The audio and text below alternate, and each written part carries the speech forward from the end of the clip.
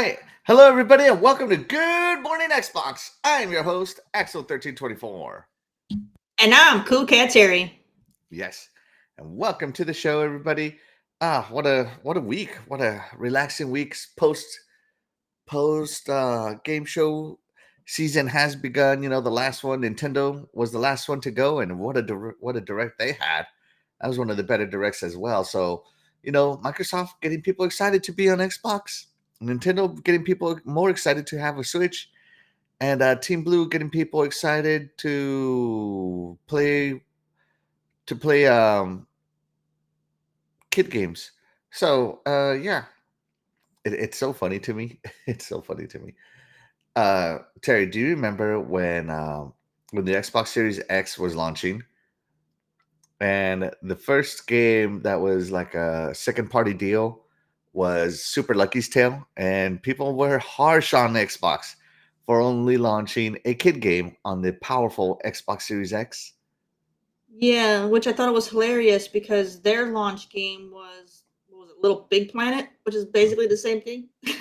Yeah, but history, has a tendency to repeat itself. Now there's a rumored PS5 Pro coming around, and the launch title for that one is Astrobot. So I don't know how that's pushing 8K right there. I mean, I'm fairly sure that game can definitely hit 8K. So I guess it meets the standards on the box. what's the one they have? I know it too. It's I'm drawing a blank right now. It's the sci-fi one that they have. And he has like Ratchet and Clank. That was Yes. another one that they launched with was Ratchet and Clank. Yeah, they launched the PS5 with Ratchet and Clank. Yeah. Yeah, so like kid games for everybody. Yeah. Kid games all around. Hey, if Mario has proven anything, is that people love kid games, all right? So yes. But another fun and exciting week has come around. Terry, what have you been playing this week or I watching? actually I actually went back and kind of like reintroduced myself to Avatar. Mm. So I went running around and did. I finished taking out all of the pollution sites. So Pandora is now 100% pollution free. So I'm ready. I'm ready for the next DLC that comes out here in July. So I'm like, I kind of we were talking about it when they showed off the announcement for Ubisoft 4, and I was like, man, that game's so pretty. So I was like, you know what, I'm going back in. And I'm like, dang, this game is so pretty. So Nice, I'm nice. ready. Yes, yes, Pat. I actually that's on my next game to buy. I wanted to buy it the other day, but it was still like at 60 something dollars. I'm like, I need this game to drop to like 50 or 40 Sales so I on can it quite buy it. often. They do have sales on it quite often, Yeah, and yeah. they No, but I want it physically. You know how I am. You oh know, physically okay. first, it's hard to find, and then two, it's hard to get it on sale physically. So You'd have to probably buy like a used copy somewhere. yeah, that's what I'm thinking too.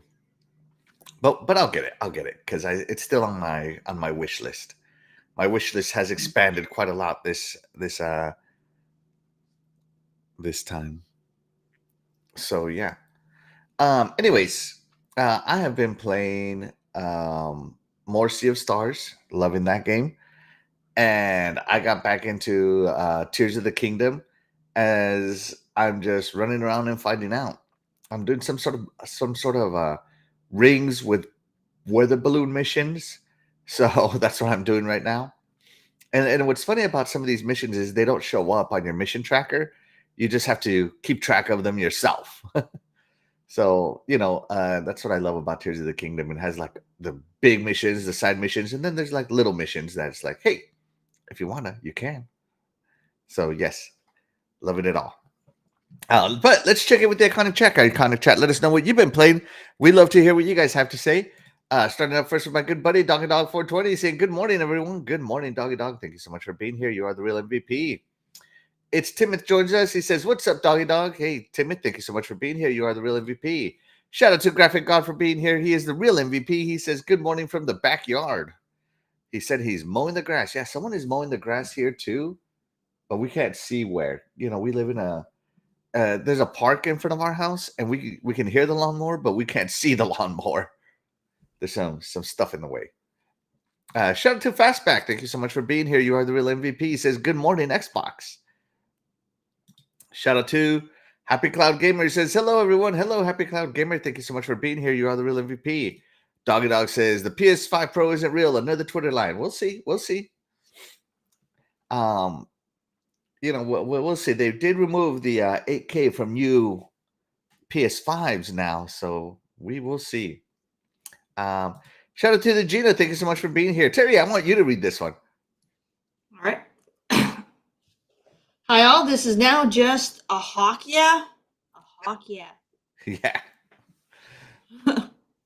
That's great. That's great, the Gina. I know where that comes from. Here we go. He said he followed it up. Go ahead and follow up, Terry. All right. Afternoon, all. This is now just a hawk world, and we are just living in it. Absolutely. We are all just living in it. And nobody has united humanity more than that lady. Shout out to her. Shout out to Crazy Greek Dude. Thank you so much for being here. You are the real MVP. He says, yo.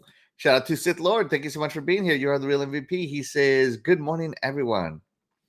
Let's see. Happy Cloud Gamer says he's been playing a bit. Still wakes the deep. I've heard good things about it. I've been working on an oil rig, and it was funny how I knew where to walk realistically, how the rig was in game. Don't sleep on this game. Yeah. Still wakes the deep. A walking sim. Horror game, but from what I hear, it's getting good reviews. Terry, what do you think? Is that on your list? I'm not sure yet. I don't know yet. Terry researches that. Web Dave says, good morning, Web Dave. Thank you so much for being here. And Doggy Dog has played Still Wakes the Deep. He says it's pretty good. I'm usually not into horror games, but there's a lot of FOMO going on into Still Wakes the Deep. And I love that it's on Game Pass, so I might have to check it out. Yeah, horror just isn't my thing. Yeah. The Gina says, finish Still Wakes the Deep this week. It's a great game. Some excellent voice acting. See? No one that I know of has said anything negative about Still Wakes the Deep. Anyone that I care to listen to. Let me rephrase that. Anyone whose opinion I value has not said anything negative about Still Wakes the Deep. I really think I'm going to end up playing that one, adding it to my wish list. Yeah. So let's see. All right. So let's get started with some announcements while some of the chat filters in. According to Tom Warren over at The Verge, another key Microsoft gaming executive is departing later in June. Who could it be? Let's see. Microsoft is losing another key Xbox executive at the end of the month. Xbox Chief Marketing Officer Jarrett West is leaving Microsoft to join Roblox as its new Chief Marketing Officer and Head of Market Expansion. Microsoft Gaming CEO Phil Spencer confirmed the move in an internal memo to Xbox employees today, which was obtained by The Verge. West previously spent 8 years at Microsoft on the Xbox marketing side before departing in 2011, and then eventually spending 7 years at Netflix as the head of marketing. West returned to Microsoft in 2019, leading marketing for the launch of the Xbox Series S and X consoles. West's team is responsible for developing the marketing plans for games, hardware, and Xbox Game Pass. Microsoft is now shuffling around some of its marketing teams in the wake of West's departure, and there will be a new expanded central gaming marketing team under Kirsten Ward, VP of Xbox Integrated Marketing. So Microsoft Gaming Leadership Team has decided to place marketing closer to the business they support as a result of West's departure. Games marketing will now sit inside the game content and studios division that is led by Matt Booty. Xbox marketing led by Chris Lee will move to the Xbox org and report up to Xbox President Sarah Bond. So his position got taken out, and it looks like 2 people are taking over, or 2 different departments. The second key executive resignation this year's former head of Xbox Emerging Tech, Kareem Chaudhry, left Microsoft. Oh, we already reported this one. We reported that one. Okay. So marketing leaves. He's been there since 2019. He saw the launch of the Xbox Series X and S. He was responsible. Somebody might have brought up to do the Xbox console reveal at the Game Awards, but he is the one who said, "Let's do it." And that work created some hype. So the guy's been able to create a lot of hype around Xbox, and I don't think marketing is all that terrible when it comes to the digital content. But when it comes to physical marketing, I think they are lacking. Obviously, lack of billboards, lack of signage. Although they did do the Las Vegas Sphere, that was kind of cool. But lack of other places, But do you think this will be a good move? Because remember, he left in 2011 and came back in 2019. So 2011 was pre Xbox One. Am I saying that right? Yeah, pre Xbox One. So Xbox One launched in 2013, all the way to post Xbox Series X, all the way to post Xbox One X. So during that time in 2011 to 2019, Xbox marketing was just was kind of crappy, and now Xbox Series X was picked up. The marketing was picked up, but still not to that top tier level that has been established by the market leader. Do you think this will be a good move or a bad move? Because remember, when he left, it was really bad. For bad move for him coming back, or what do you mean? For him leaving. I mean, it could have been really bad because they didn't have him. I mean, that's possible. Yeah. So, I mean, bring him back. if because I do recall, the marketing was not doing very well when they were trying to, when they were doing all the announcements for the Xbox One. It didn't go well, and people kept going on about, invasion of privacy and all it was a mess. So, and they decided to market TV instead of games. Yeah. So whoever was doing it when he wasn't there was really messing up. So definitely bring him back. Cause I mean, that would mean, was he a major part of the 360 marketing campaigns? Because the 360 did very well. I think he was just part of the Xbox 360 marketing team. He wasn't the head of it at the time. Okay. But still, he's leaving again. So he came back, marketing picked up a little bit, and now he's leaving again. So, as some people have said here, the Gina, whoa, Xbox had a marketing division. Yeah, Xbox marketing has never been that great as far as I'm concerned. It has been getting better over the years, but I see this as, if this goes back to Xbox One level, because that's what happened when he wasn't there, this could be bad. And they restructured the marketing team now. Again, right when it was starting to pick up steam, the marketing team just put together that fantastic, amazing Xbox game showcase. And now look at this. Look at this, Terry. Now they're splitting it up. Nothing. Xbox is having this reputation for, like, if you succeed, you're gonna get split up because I didn't do it or something. Like Tango Gameworks. Hey man, you got a nice game there, winning a lot of awards. Sold, or sorry, shut down. Hey marketing, you guys put on the best Xbox game showcase of all time.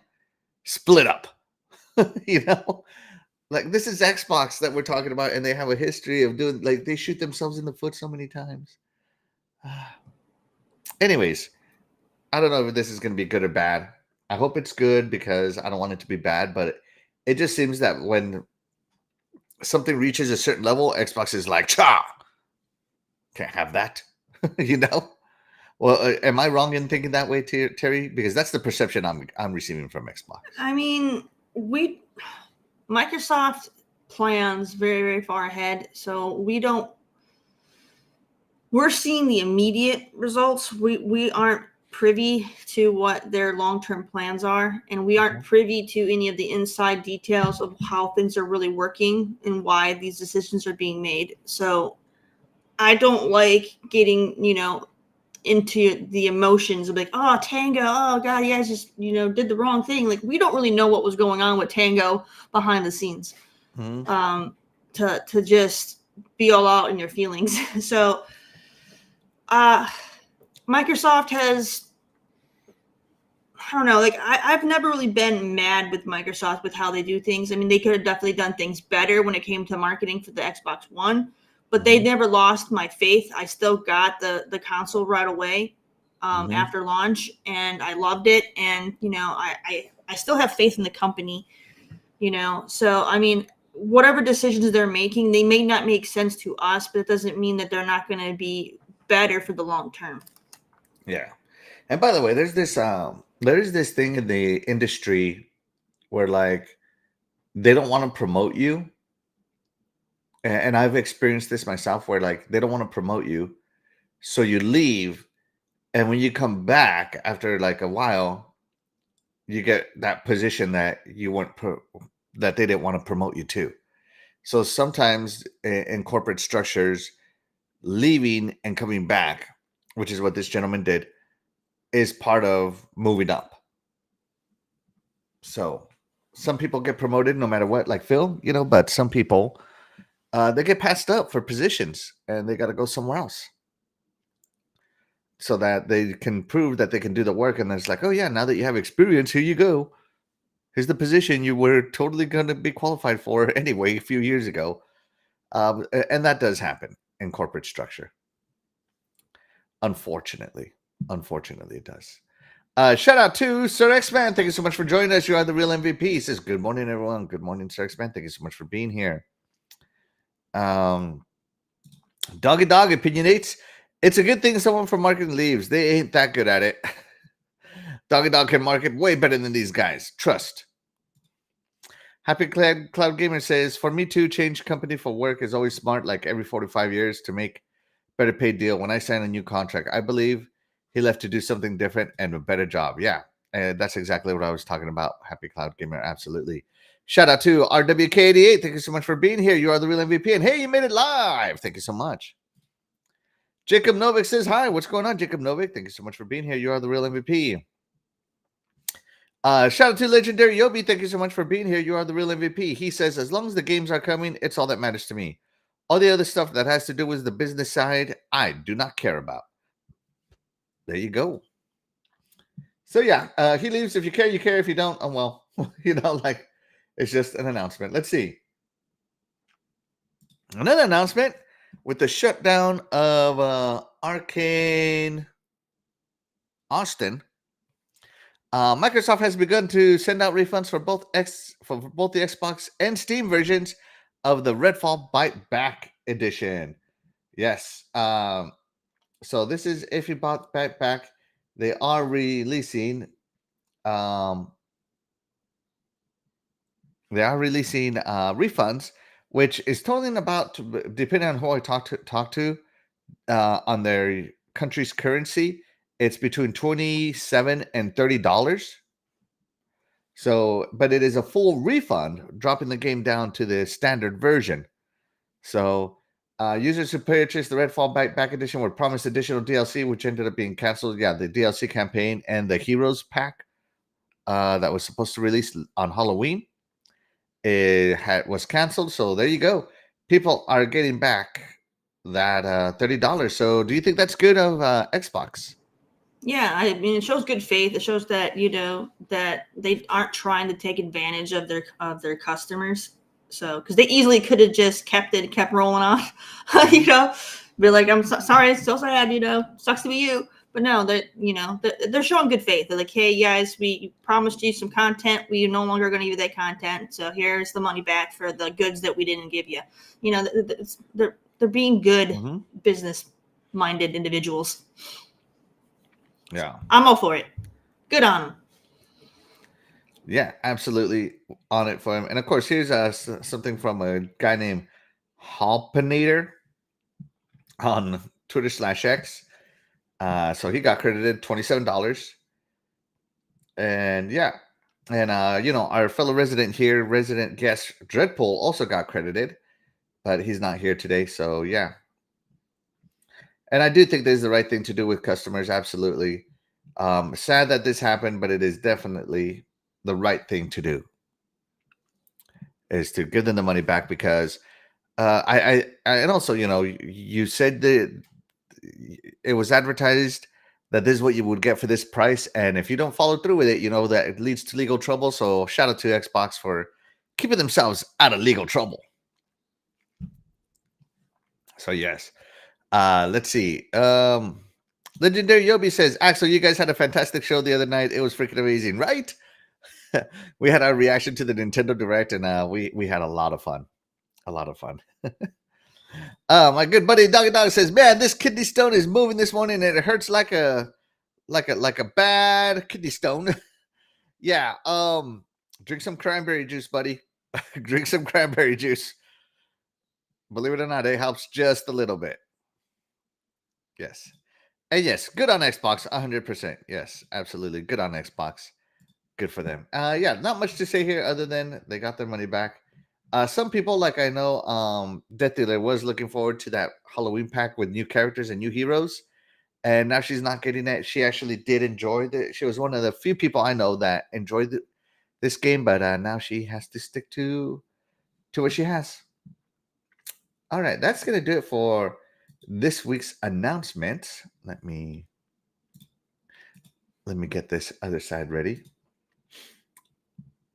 Let's move on to the main topics today. So, Terry, I don't know, you know me, I was saying that if Xbox stops, it puts their games everywhere, then why would I buy an Xbox when the other console is going to get all the games, including third-party games and Xbox's games? It's going to get more games overall.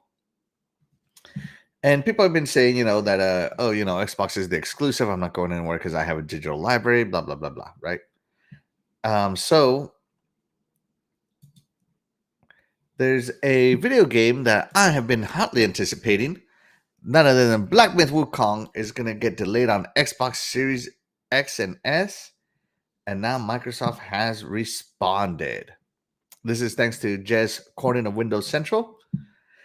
Wukong, Black Myth Wukong is deciding to skip launch on Xbox. Just last year, they had posted all the launch consoles, and Xbox Series X and S were part of that launch lineup, and now it's not. It's not. And so Black Myth Wukong is now delayed due to optimizations.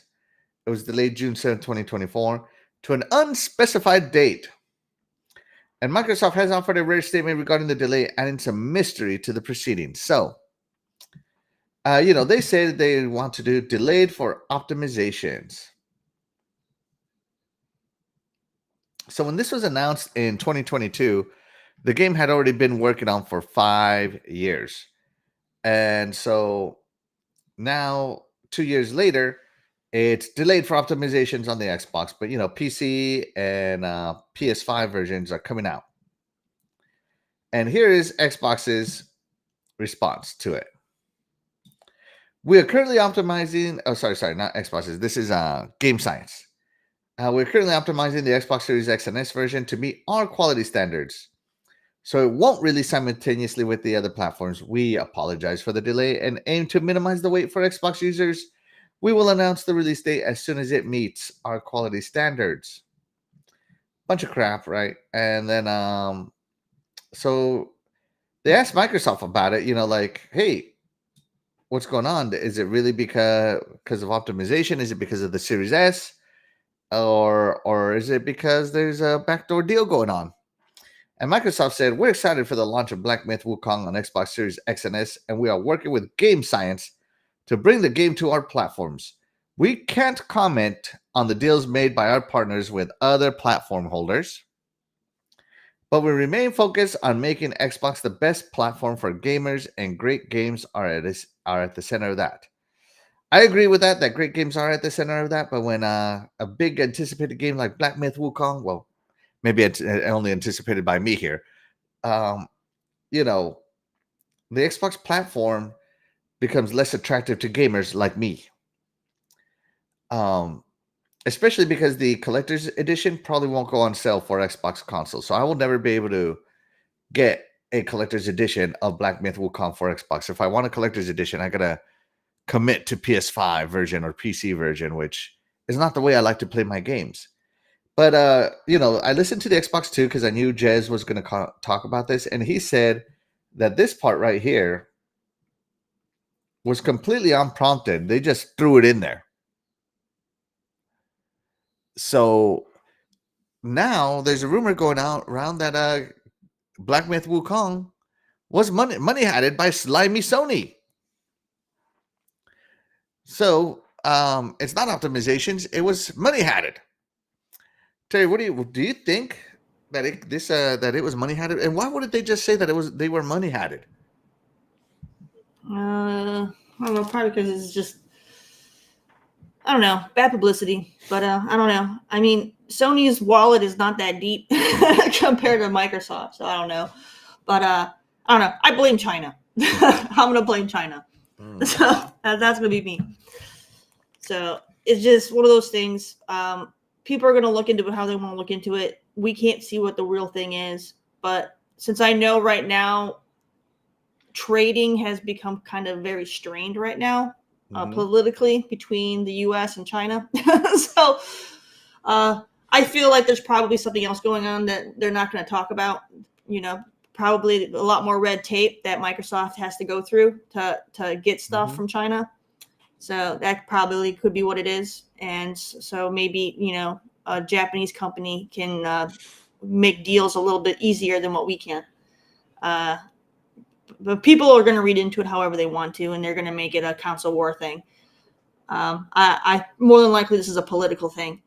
And taxing and tariffs and everything else is probably what this is. Because again, Sony's pockets are not that deep. If they were going to take, but if they're going to take a deal. If they're going to take a deal from someone, it makes sense that they're going to go with a company that they don't have to go through as much red tape doing business with. And like I said, things are tough right now between China and the States. So it would just be easier for them to do business with a company outside of the U.S. Okay. This doesn't have to be a console war thing. This could literally just be because of the way the things are going right now nationwide between our two countries. We've been they've been underhanding us, and then we've been underhanding them back, and we've been. It's basically been like, think of two siblings, kind of like in how like siblings or even best friends, like they'll get into like a prank war, like who can outprank the other one. That's basically how we're doing. That's basically what we're doing with China right now. The U.S. and China are basically in like this petty like prank war of who's gonna hurt the other one the most. So we keep going back and forth. So that's more than likely what's going on. It's a bad prank war. I think I'm gonna disagree with that. I'm gonna agree with Happy Cloud Gamer though, who says PlayStation had something to do. They have no PlayStation first party exclusive games. Yeah, why not lock one up?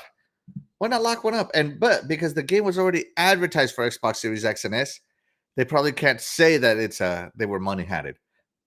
And who knows how long that exclusivity deal is going to be. It could be, knowing PlayStation, it could be about 3 years before we see Black Myth Wukong on Xbox. The next console will be out by the time this if it was money hatted that this comes out. But if the money hat rumor is true, that sucks. I understand that as developers, especially, Game Science being a independent developer, that you're always trying to get your game paid for. But come on, man. Come on. I'm sure that Game Pass would have given you the same amount of money and it wouldn't have been exclusive. Just say. So I think it's totally dirty of them to do that, and as Phil said, slimy. to do that, to take something that was already announced for a market, a console, and just money had it and remove it from that. That's just not cool. Not cool. Doggy Dog says this is straight up PlayStation money hiding at its best. And the game complainer says Bully Sticks Capcom, or he calls them Crapcom. Oh.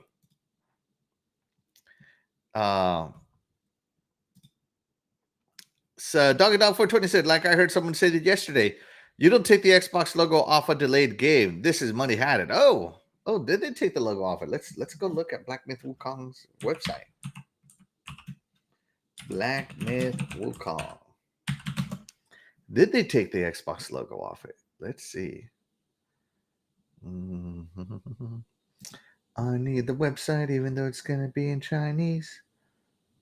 I'm okay with it. I just can't find it.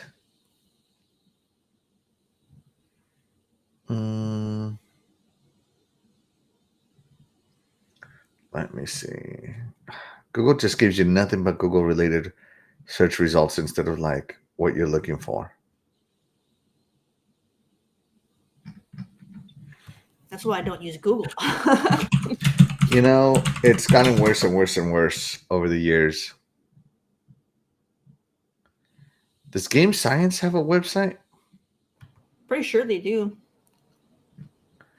I mean, it's okay if it's in Chinese. Just give me the website.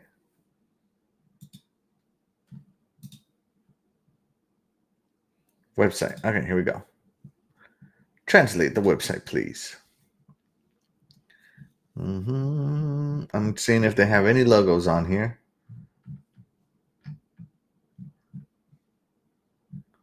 Job postings. Go to the official website of Black Myth Wukong. Yes, please. All right.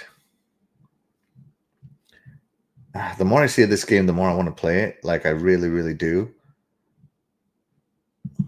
Okay.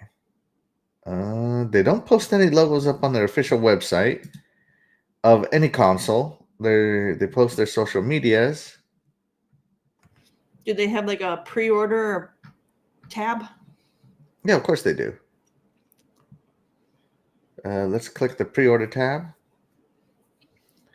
And of course, the likes and all that. And of course, we game in China. So, yeah, the Xbox isn't on here at all. You can't pre-order anything. See, the collector's edition. So good. It's already sold out on the other console. But yeah, I would want the collector's edition. I'm not gonna lie, that statue of Sun Wukong looks so great. Anyways, so they don't list logos that I can see. If I'm being honest, so I don't know about that one, doggy. I don't know about that one. They don't list logos at all. They just list their pre-order page here. So yeah. Let's see. Let's keep digging in here with the chat. RWKD8 starting to wonder if GTA 6 is coming to Xbox. Yeah. You're not wrong there. You're not wrong there, RWKD8. Xbox 44 says, "What's up, guys? What's going on?" Xbox, thank you so much for being here. You are the real MVP. Let's see.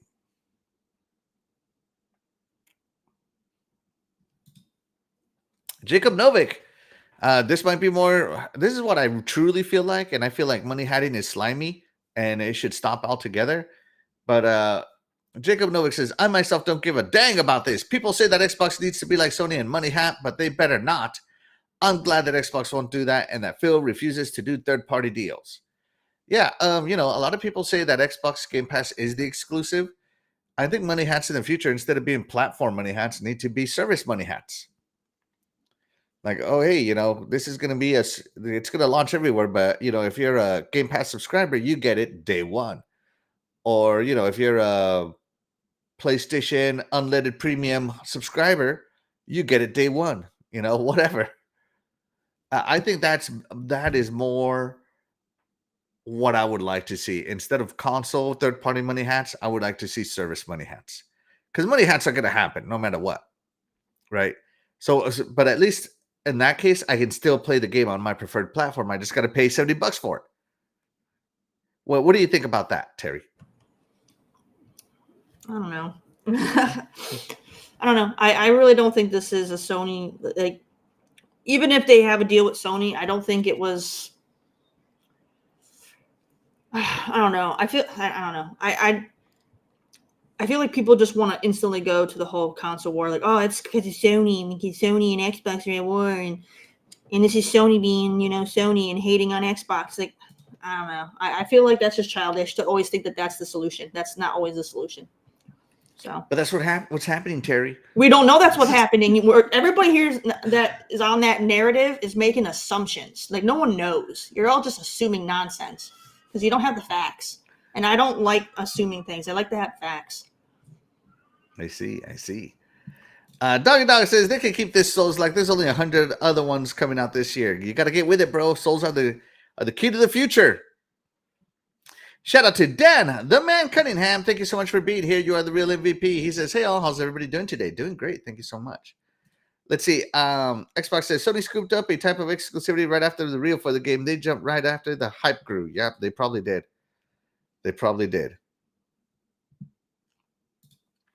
Fastback says Xbox has plenty of games day one in Game Pass this year. No biggie. Yeah, no biggie. Let's see. Reminder, Axel Black Myth is the studio's first game, but nevertheless, every third-party game Sony money hats flops. And we've seen it. I'd rather watch the studio blaze and burn. I don't want anybody to blaze and burn, buddy. I like that. I like having more game studios. The more game studios we have, the more games we get. And it's not their first game. It's just their first non-mobile game because they did Red Tides, Art of War Red Tides on mobile. And they do animation work from what I understand as well for cartoons. So yeah, they're very talented. Let's see. Sony making deals to offset the lack of first party this year business. I mean, no lies detected. No lies detected at all. Yeah. Sith Lord said earlier this year, Sony spent $1.27 billion to own Queen's music. Really? I did not know that. And Fastback says Stalker 2 day one Game Pass this year, but when, if that's going to PlayStation? I don't care. It's coming to Game Pass.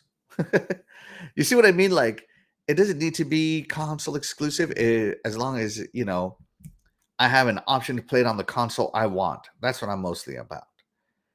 Let's see.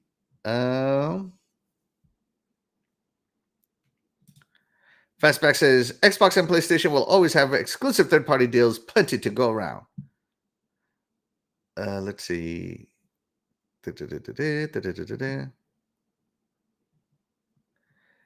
Let's see.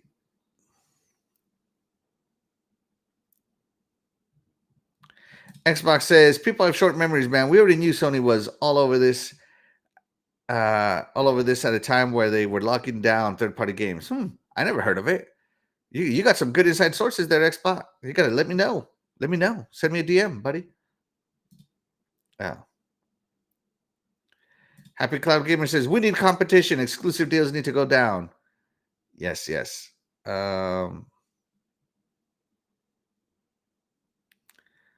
Let's see. And that's all. We are caught up with the chat. So yeah. Black Myth Wukong obviously skipping the Xbox for now. For how long? Who knows? And this whole quote here just kind of adds fumes. I understand that the media is all about getting fans riled up and getting reactions from us. So they're gonna, hey, this kind of sounds like it's a money hat, so I'm gonna throw it on there. But is it a money hat? I don't know. Or is it the actual quality issue? Who knows? So yes, we will see what happens. But on the amazing, incredible Nintendo Direct this week, there was the Marvel vs. Capcom Fighting Collection Arcade Classics edition announced, Terry. And it looked pretty fun.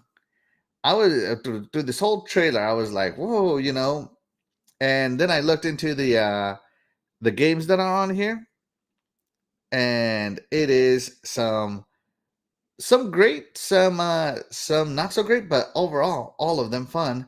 And I would love to play these on my Xbox Series consoles, or at this point, on my Xbox at all. But Capcom has chosen to skip Xbox consoles. And so just when Square Enix is starting to show Xbox love, Capcom's like, "Oh, you're gonna go with Square Enix? Well, screw you," you know. But basically, everything that is this game is coming to Steam and PS4, but not PS5, not Xbox One, not Xbox Series at all, and of course Nintendo Switch. And so there is that. It is skipping Xbox, and I'm very upset about that. But there was a tweet by a gentleman called this. Let me zoom this in. Can I zoom this in? Yeah. He said he just put out, or she, saying, starting to believe that MT framework on Xbox One is dead theory. It explains all the skips for that platform. The Great Ace Attorney was on the MT framework. Monster Hunter Stories is on the Great MT framework. Monster Hunter Stories 2. Mega Man Battle Network is unknown what network it's on, but it's also skipped Xbox. And Marvel vs. Capcom Collection, likely MT.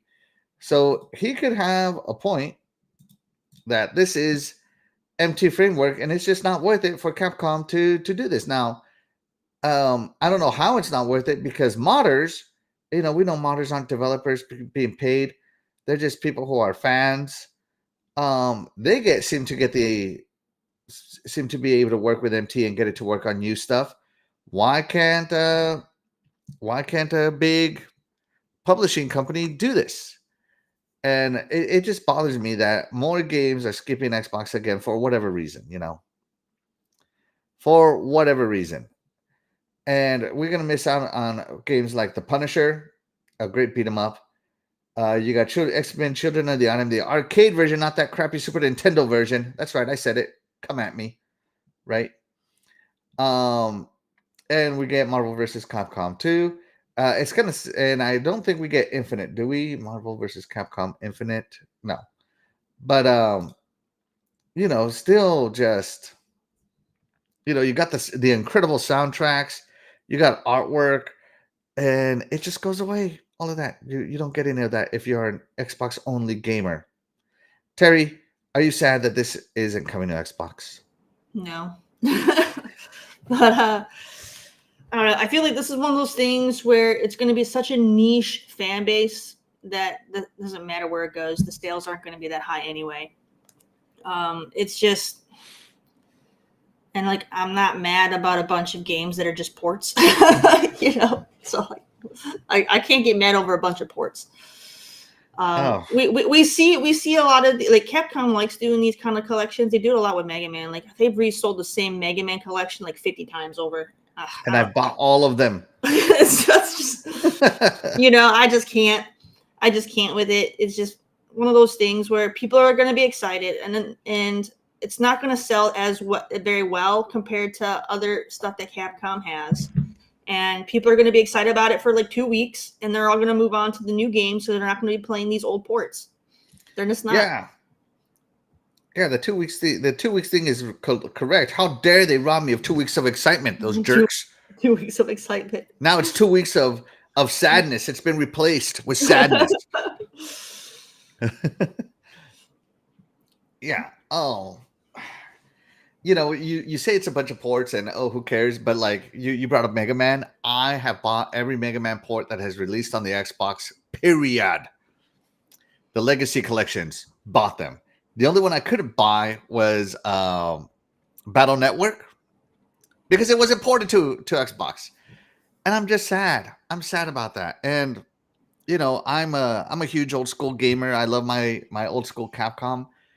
And even though I'm not a huge fighting game fan, because I'm not paying $70 for one fighting game, but if you give me all these games for one great price, yeah, I'll pay that.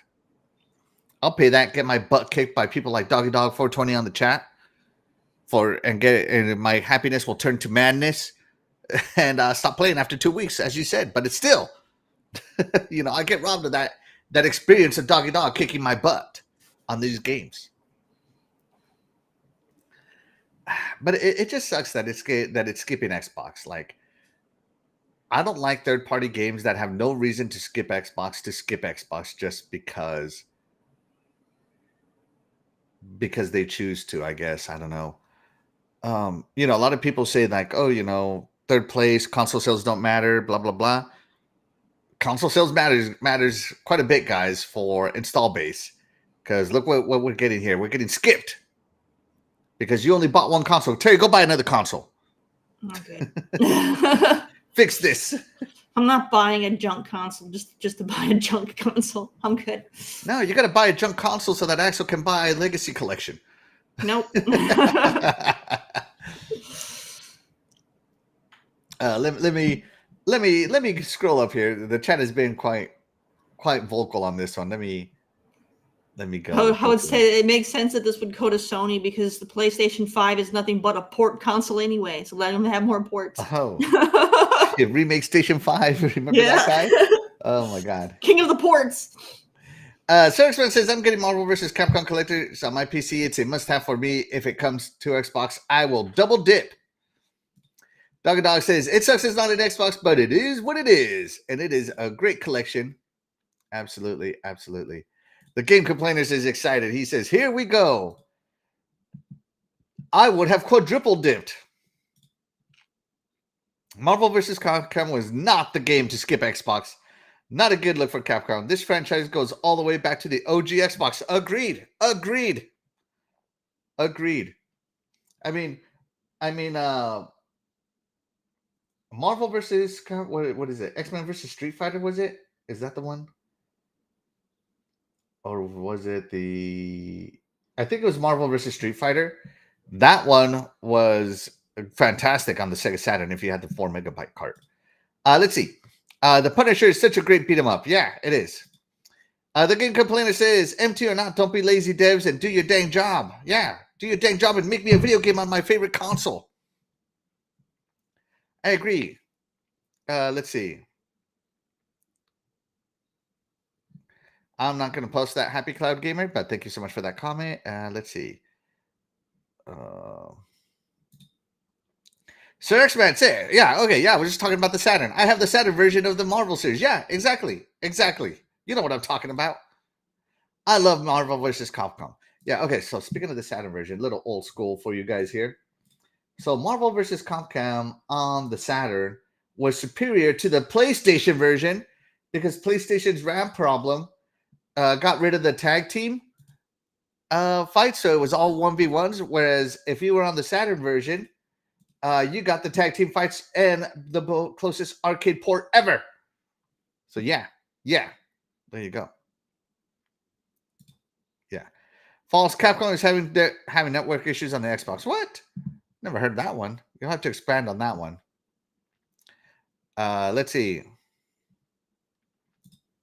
Sirxman says that Marvel vs. Capcom series is going to sell like hotcakes. A lot of people do not know the significance of that game that don't play fighters. Yes. The Game Complainers. First Marvel vs. Capcom. Then Resident Evil 9 skips Xbox.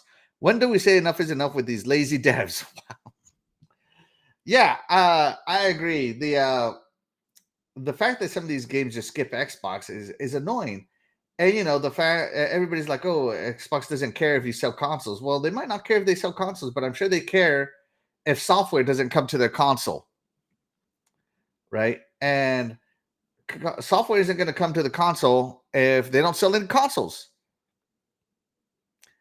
And yeah, I get it that Xbox might have the biggest first-party lineup of all time and have more games coming to Xbox console than ever because they bought 2 big publishers, but those 2 big publishers are still, they don't even make up 10% of everything, of all the games in the world. So even though they're the biggest, They don't count as everything. And so yeah, these games skipping Xbox, Xbox may not be caring about selling consoles, but if they want software to skip their console, I guess stay with that plan, but they need to get that software on their platform. They keep saying like, oh, the console is a core part of our business, but yet somehow they don't care if the console sells, but it's a core part of the business. What? But again, it must be doing real well because, as Phil Spencer said, that they have more Xbox console gamers than ever. But that is not just, he didn't say Xbox Series console gamers than any other time. Obviously, that includes Xbox 360, Xbox One, and Xbox Series console gamers. But even if you're on the Xbox One, guess what you don't get, Terry? You don't get this game. I'm okay with that. I'm not. I feel like you're Akuma punching me. I'm just saying, it's one of those things where people are going to get all fired up about it, and even if they did get their hands on it, they would lose interest in it quickly. It's a lot of wasted energy. Let's see. Doggy Dog says, yeah, they save you $50 pretty much. We'll still play Mortal Kombat 1 and Street Fighter 6 on Fridays. This one got in 2 weeks worth of playing and quit. There you go. But yeah, dog, what if Street Fighter 6 skipped just like Street Fighter 5 did? There's another Capcom game. Let's see. Fastback says, another game not on Xbox. Oh, well, no biggie. Let's see. Graphic God says, this would have been a great segment for Retro Renegades. Now I need to rely on my Raspberry Pi where I've been playing these games for many years. Yeah. Instead of playing it on your favorite console, you got to stick to that Raspberry Pi. Yeah. RWK88 says, really sucks, but they say Xbox people aren't buying games on other channels. That's a lie. I buy tons of Xbox games, but I don't have the data that they do, so I can't say yes or no. Until I see data, I can't agree or disagree. I'll just go with the opposite. That's a lie. What? And based on my feelings. Just like that statement is based on their feelings. What, Terry, where is your feelings based on this topic? If we buy consoles. What? Where are your feelings on this topic? If the Xbox gamers buy or don't buy consoles or games, sorry, don't buy games. I mean, we do buy games. Okay. Yeah, I buy games. I would say most Xbox gamers are probably multi-platform gamers. So we definitely buy games all over the place. I can agree to that.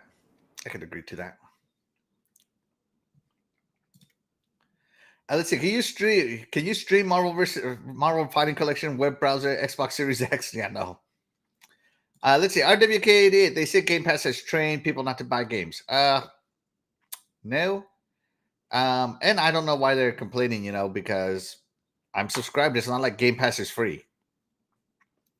Game Pass is quite the pretty penny every year. So yeah. Let's see. Shout out to Brando Calrissian. Thank you so much for being here. You are the real MVP. He says, Marvel vs. Capcom just hits that nostalgia button. Testify, Brando. Like the Golden Eye port, it will be forgotten in a few days. Oh, dang. Don't testify. Stop testifying on that. Let's see.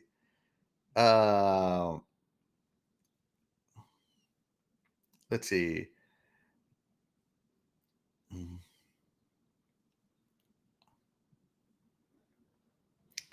Let's see. Was it something about PlayStation can run PS4 port, but Xbox can't do the same port from an older engine? So these games were made for the Xbox 360, and so they have to be ported to the Xbox One, Xbox Series framework, and they just didn't want to do that. I mean, you gotta also remember, they're also in the process of turning off all their 360 stuff. Like they're completely just shutting down the 360. So it makes sense that they're not going to be motivated to port it when they don't care about that stuff anymore on the 360. Yeah, and before the Fighting Collection was released, all these games on the 360 were delisted. So you can't even buy them. And they were delisted by Capcom, okay, not by Xbox. The 360 store shuts down. It might have already shut down. Something like that. Is it June or July that it shuts down? I think it might be July. But you can't even find these games on the 360. They got delisted. So yeah. So At least it makes sense. It makes sense that it's not coming to Xbox when you think about it in that. It does not make sense, Terry. It does too. It makes zero sense why they're skipping me. Capcom said we don't want to, have these ports anymore on 360. Xbox themselves said we don't care about our 360 library anymore. So, Capcom said to Axel, you know what? Take this giant sentinel-sized middle finger to you Xbox gamer, Axel. You won't get to play the Marvel Fighting Collection on Xbox. Let's see. Yeah, and I agree here with the game complainers. Marvel vs. Capcom has a history with Xbox, and it's not like we've never been on the hardware before. It's not like it's never been on the hardware before. There are a lot of fans of this series prior to the Xbox launch. Hard agree. Right here, buddy. Right here. Not there. Here. Yeah. Let's see. Look at this, Terry. Marvel vs. Capcom series is now the top pre-order on Steam wishlist. Oh, that 2 weeks of nostalgia hitting. It's just hitting. By the way, it's probably number one because that's where Xbox gamers are going to get it. Just saying. Just saying. Shout out to Xbox gamers for making it number one on Steam. I don't think there's any major games right now that people are pre-ordering. So this is a major game. What are you talking about? This thing ruled the arcades when we were kids. Yeah, when we were kids. Like again, this is, like I said, this is a niche collection. Okay, people, over the age of 35 are the only ones that are going to be interested in this. Yeah. I could have introduced this to my young nephews by kicking their butts. The same way I was introduced to it in the arcade by getting my butt kicked until I got good. Get good. It's so funny. Doggy will take the time to get good at fighting games, but he won't take the time to get good at Souls games. I just find it hysterical. Yeah. Doggy Dog says exactly when Mortal Kombat's newest game skips Xbox, then we have a problem. It might. Just saying. Game Complainers says this is going to be pirated over to the Xbox. I don't disagree with that. Yeah. Fastback says I buy more games because of Game Pass, like Hypercharge. Hard agree. Yeah. There are games I play on Game Pass that I start and I'm not going to finish before it leaves Game Pass, so I buy them. But I would have never even tried them if it wasn't for Game Pass. So yeah, good point. Let's see.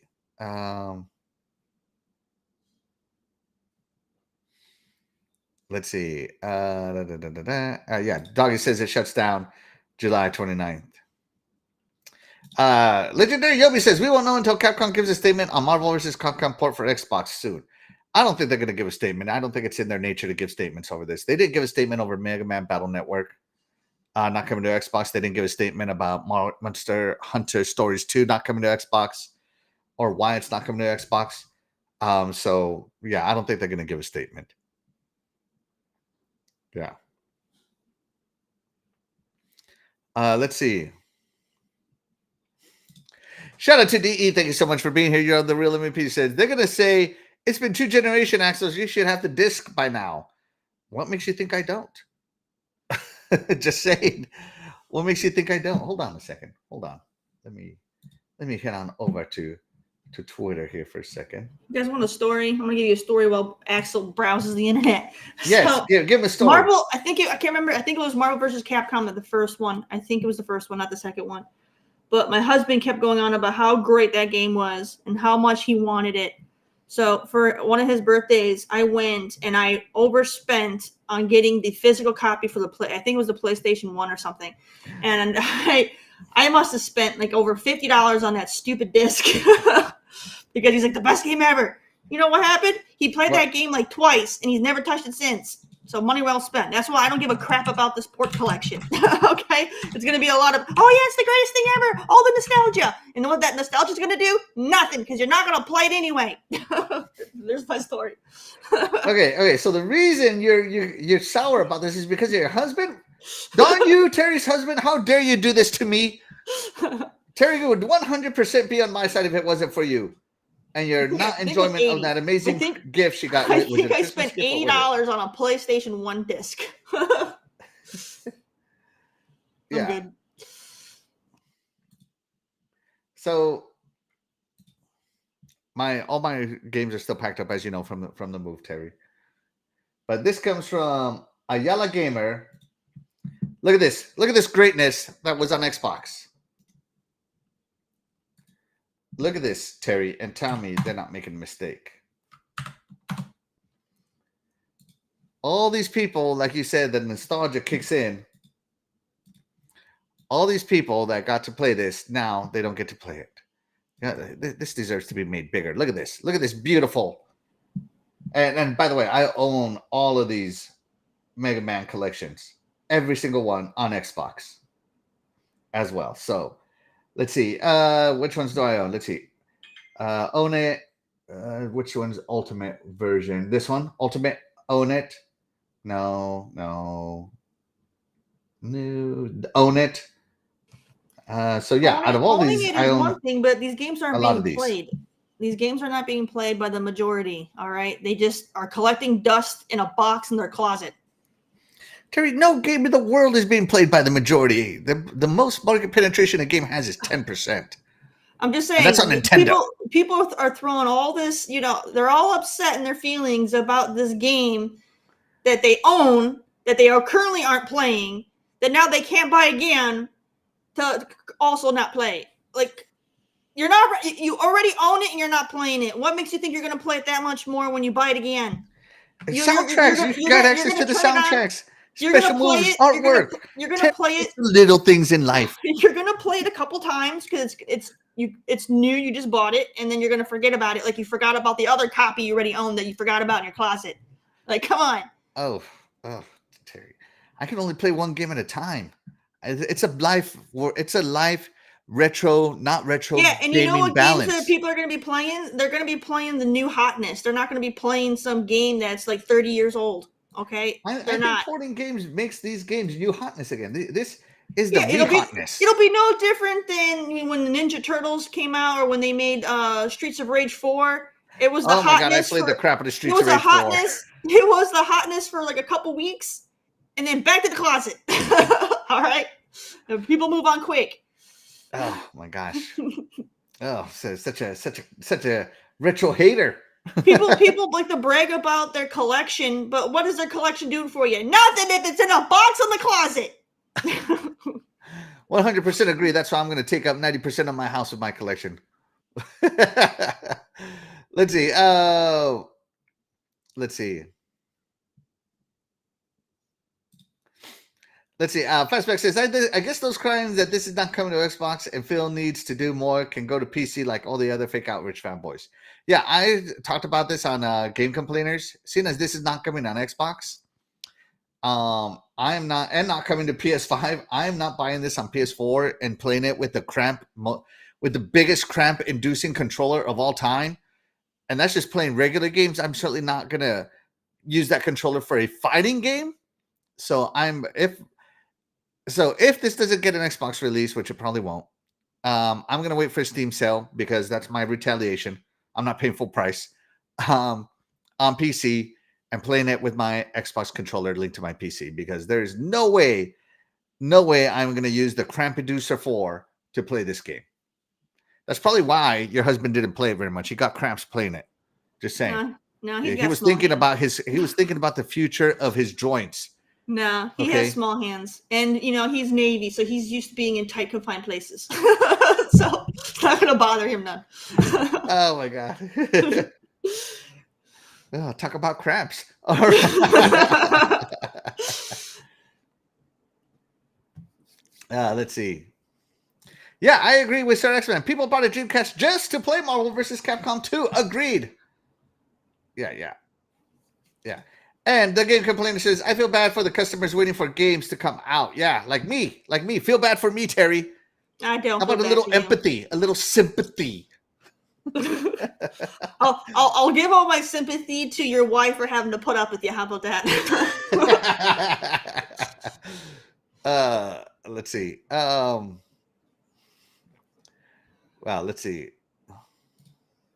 He said nostalgia of PS1 load times. Yuck. That's probably another reason why your husband only played it for 2 weeks. He probably only got 10 10 matches in those 2 weeks due to load times. He didn't even play it for 2 weeks. I think he played it for 2 days. Oh my gosh, probably because of load times. One of those, you can already discount one of those days as just load times. No. Let's see. Dog agrees with Cool Cat Terry. Right, Cool Cat Terry, most people won't put more than 4 hours in this anyway. Let's see.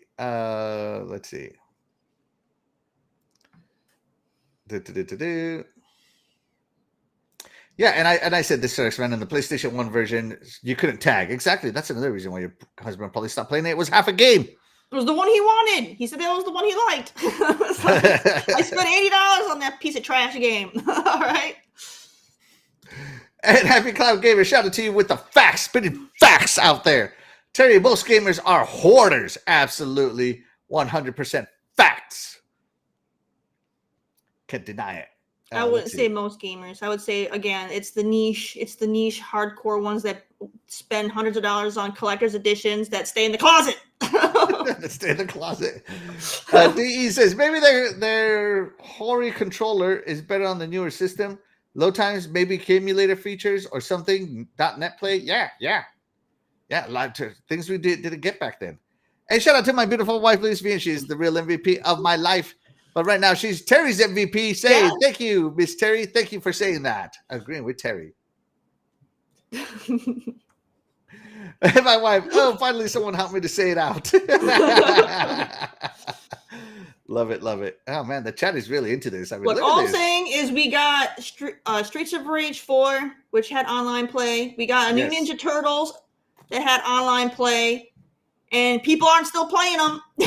All right. So that's no different than this situation. Online play isn't going to make people playing this game for years and years and years. It's not. Hold on.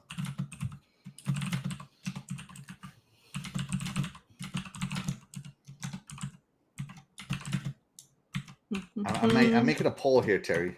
Making a poll. It's going to be a one-sided poll because majority of the people here are probably, they're going to let nostalgia run their life.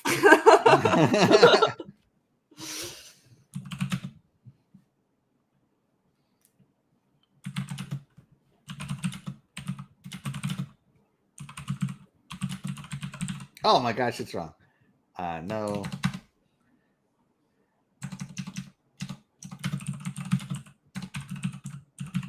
All right, here we go.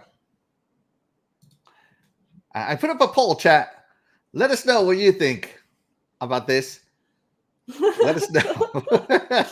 Let us know. Let's see. So says the Marvel series Capcom collection has online now. That changes everything. Agreed. It changes it all. It's like a whole new game, Terry.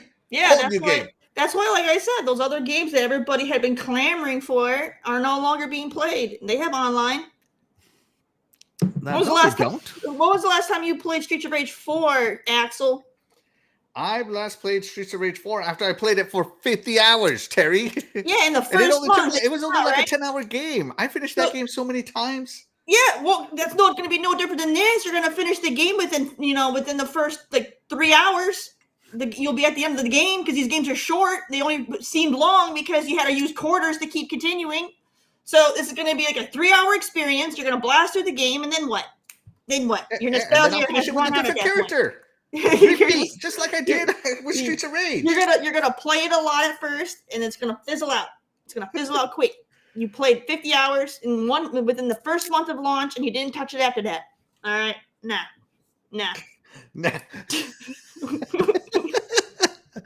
Shout out to Terry. Wait, well, I'm trying to open my coffee. Nah. Oh man, this is great. Let's see. Marvel vs. Capcom needs to come on Xbox. It's a crime that it's not being ported over. Agreed. It should be a crime. Arrest these developers immediately for crimes against Xbox humanity. Let's see. Terry, the Marvel vs. Capcom series has online now. That changes everything. People will be playing this game against each other for a long time. Absolutely. Agreed. Let's see. My beautiful wife, shout out to her. She says, even the newest games he has does not being touched or cares, Miss Terry. Can you imagine that? I Unbelievable. believe it. I believe it. You know what? I have said it many times that most gamers today act like spoiled children. They want, and then you give them the new shiny toy. Guess what? In the toy box it goes because they want the next toy. It's like that. Have you seen that meme of like, oh, get my backlog, and then the guy's turning around, and it's like new hotness. Yes. Yes. Like you see, a lot of people here have kids, right? And like, there's a lot of kids in my family. Even though I don't have my own, I experience this, especially with my own brother. So like, you'll have my brother growing up collected like Hot Wheels and like trucks and stuff, right? Yeah. He had like boxes and boxes just filled of stupid trucks, and then he would take them all and he would line them up on the kitchen, like on like the kitchen table and all over the house. Be like, I'm playing with them. I'm like, you're literally just displaying them on the table, using up the entire freaking kitchen. And all you're doing is playing with one of them. All right, the other ones are just sitting there. And then, dumping out boxes and boxes. And you tell them, okay, you got to downsize. You got to get rid of some of these things. And you're not playing with them. You got boxes and boxes of these Hot Wheels. And he's like, no, they're all special. I'm like, Yeah. You haven't looked at that one since you opened it like 6 years ago. How special is it? Oh, my goodness. How special is it? You just don't know. Sometimes we just stare at it from a distance. We don't need to hold it, Okay, he's just throwing them in boxes, and they're getting all scratched up and destroyed. And like a lot of them, the tires are falling off because they're just getting crammed in boxes. I'm like, you don't appreciate these toys. They're not being played with, and you're breaking them. My younger brother collects some Hot Wheels, and yeah, I feel what you're saying. Sometimes I look at him and I'm like, oh, those are so pretty, but man, you got to take better care of them. Sometimes. Let's see. My wife said something, but the door was closed. I didn't understand what she said. Sorry. So sorry, Vivian. If you can hear me, be sure to come over here and say it again. Let's see. Right, I would have bought this to play online, but I know we would have only played it for a few times, just like the Street Fighter collection. We played a few times, but really only play the newest fighting games. Oh my gosh. Oh my gosh. Let's see. The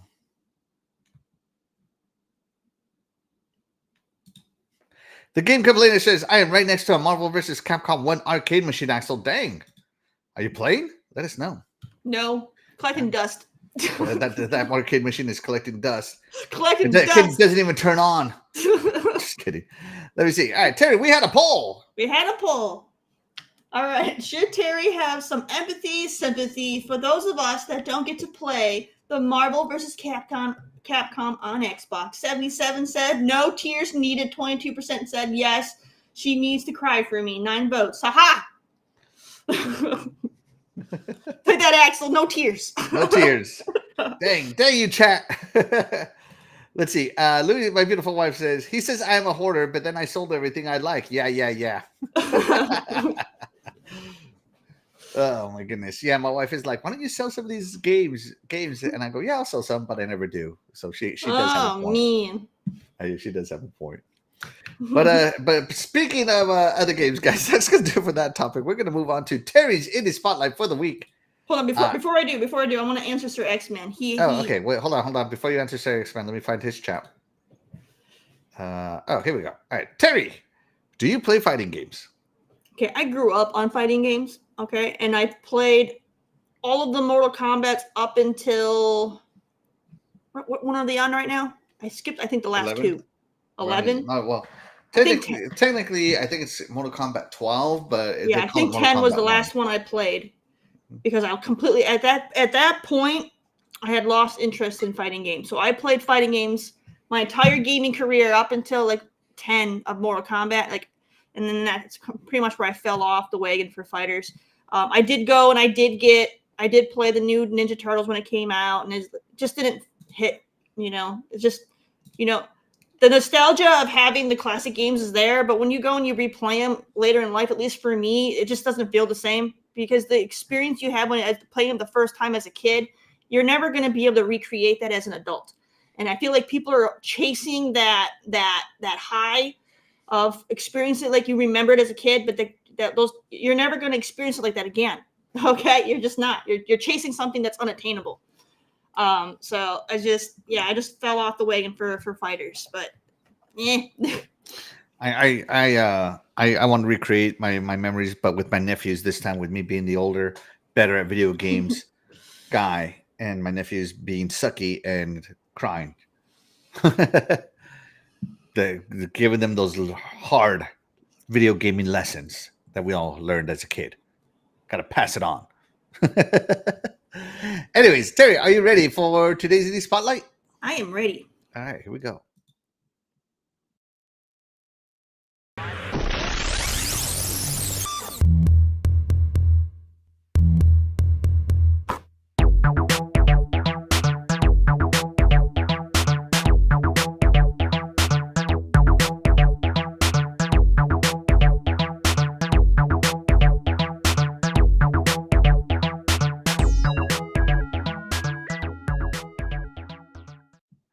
All right, everybody, welcome back to Terry's Indie Spotlight. Yeah! You know what? I'm going to be on brand. Okay, this is perfect. So since Axel is bringing up all these topics of games that are not coming to Xbox, I figured I'd stay on brand and I'd give you an indie, not on Xbox. Oh, roll that footage.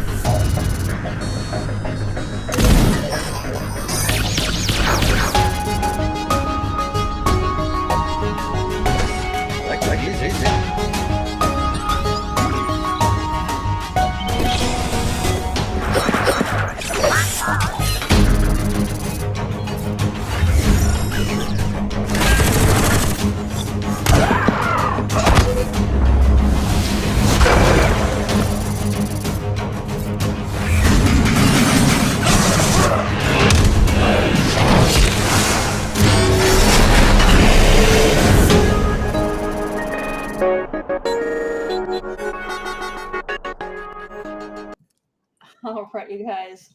We got Star Crawlers, PC only. It skipped Xbox. You're welcome. All right, you guys, go ahead and you can check this game out. It's a sci-fi dungeon crawler. It's a CRPG. So you have your turn-based combat. It's space punk. You get to build your crew. Your choices do matter in this game. You have 8 different player classes to choose from.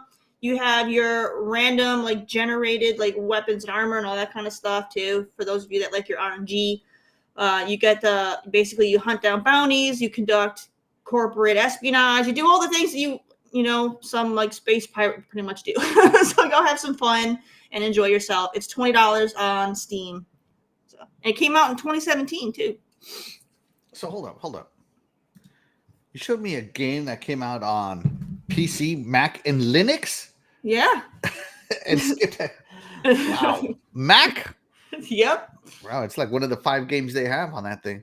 Wow. Oh, I said it. That's right. Sorry for you Apple people. If you're watching me on an iPhone, don't think I hate Mac. I don't. I'm just saying. Oh. Yes. It's called... Sorry. I should have said that for all of you watching on iDevices. So, Happy Cloud Gamer, once again, it's called Star Crawlers. Star Crawlers. It is. It actually doesn't look too bad. Why is this? I click. I'm trying to get an image of Star Crawlers. Oh, and it has DLC called Chimera. Do you know that, Terry? Did you know that? What, Chimera? Chimera? I always read it Chimera. Chimera, dude. Come on. It looks like Chimera. No. All right. Is it Wind Chimes or is it Wind Chimes?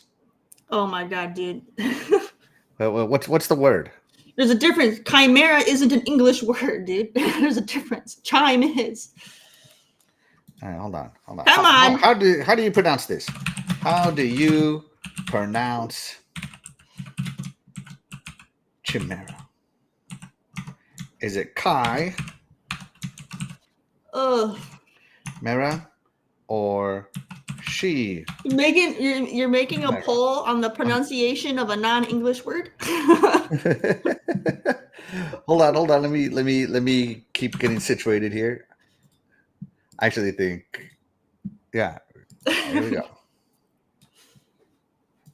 All right. Is it Chimera or Chimera? Chimera. Come on. Oh my goodness.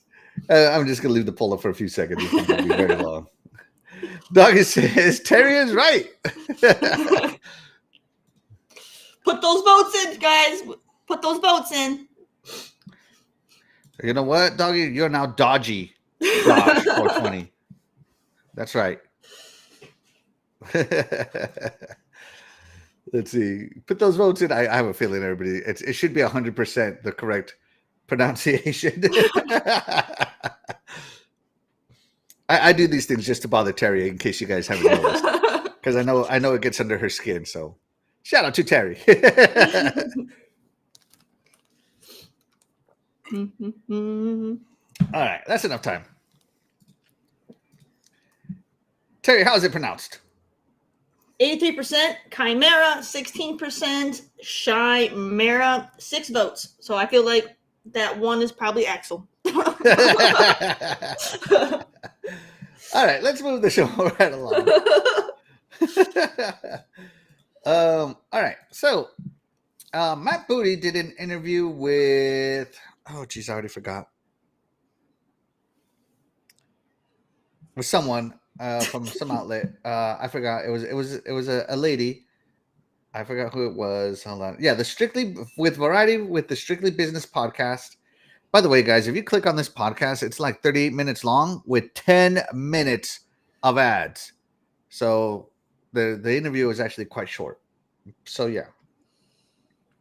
So anyways, Buddy touched on a number of topics which we're going to talk on about here. Yeah. It's my wife. She voted Chimera. She's got my back. She's got my back. Woo! She supports you. Couple. She supports you. Right or wrong, we got each other's back. She supports you in this. Yes. So.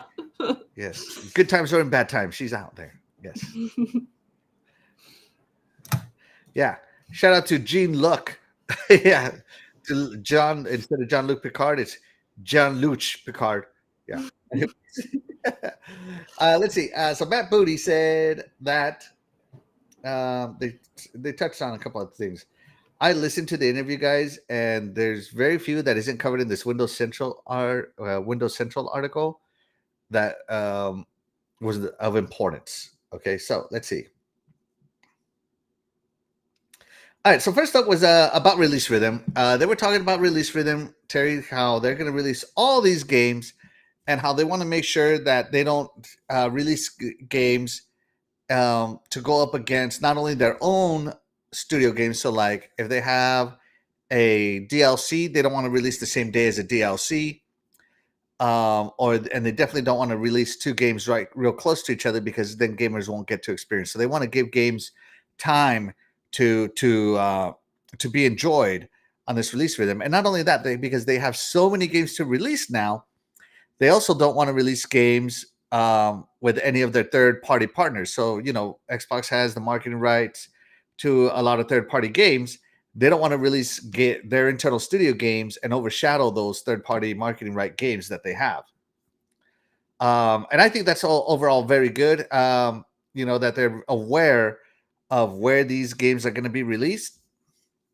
So what do you think about that, Terry? Do you think that's smart, or do you think that they should just release when Xbox wants to release and screw the third-party devs that they have relationships with? But I think they shouldn't, because those relationships take a long time to build.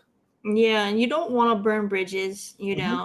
So yeah, no, I support them, being cautious when they are releasing things, because you don't want to be competing against yourself and possibly hurt the sales of one of your products if another one ends up being more popular.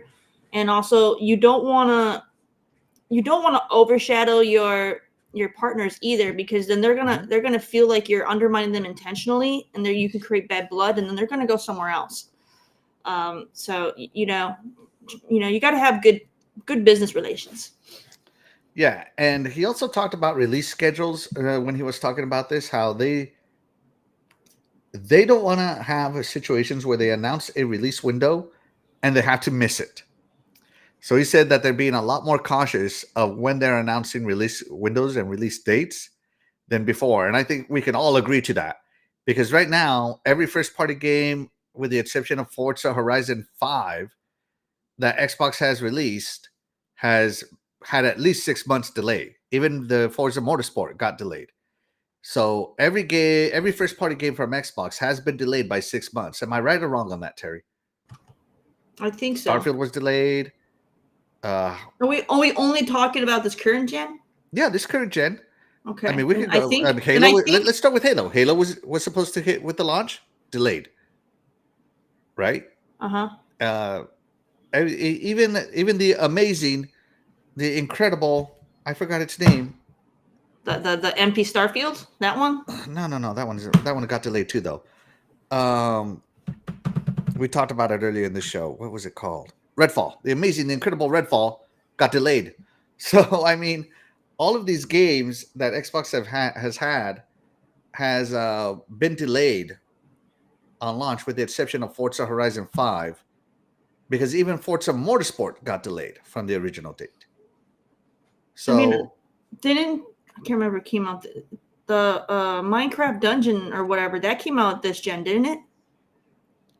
Minecraft Dungeons did come out this gen, yeah. I don't think that had a delay. I don't think it did either. That was more of a shadow drop, though, wasn't it? I don't know. Yeah, you're right. The Minecraft team isn't delaying. You're right. They're launching. Yeah. Yeah, the Minecraft team is on point. Doggy Dog says Hi-Fi Rush wasn't delayed. That was literally. Yeah. He said it launched available right now, and it was available. You're right. They can't. Yeah, that one is special though, because they launched it on the day they announced it, so that's special. The real question is, how does Matt Booty find pants that fit him? What's wrong with these pants? They look like normal pants, and even if they're not normal pants, you know what? He's rich enough to afford custom-made pants. Yeah. Yeah. I guess his own tailor. That's how they fit him. Let's see. And I think what he's inferring to is that Matt Booty might be in over his league. I don't know if you ever heard this call. The game complaint is called the Peter Principle. Have you ever heard of the Peter Principle? It's that sure. Everybody who is in the role they have is incompetent at their current role. And the Peter Principle says that people get promoted because they're too competent for the role they're in. So they get promoted until they get to their level where they are incompetent. So everybody there is incompetent in their role. So I don't know if you've ever heard that. It's called the Peter Principle. It's a theory.